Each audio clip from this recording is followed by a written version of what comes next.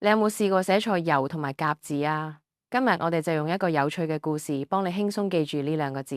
泥土入面有兩個四方方嘅兄弟，佢哋個身都好似個田字咁，但係生長嘅方向就完全唔同啦。哥哥係一粒充滿活力嘅種子，佢每日都好努力咁吸收營養，想快啲長大。佢將幼嫩嘅芽向上伸出泥土，追求屬於自己嘅自由。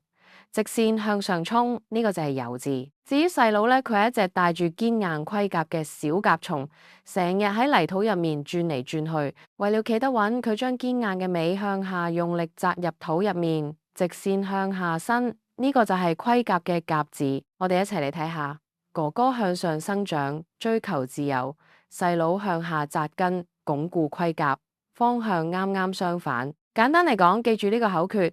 直線向上衝係追求自由，直線向下伸係堅硬盔甲。只要記住佢哋兩個嘅故事，以後就唔會再將酉同甲上下倒轉啦。下次見。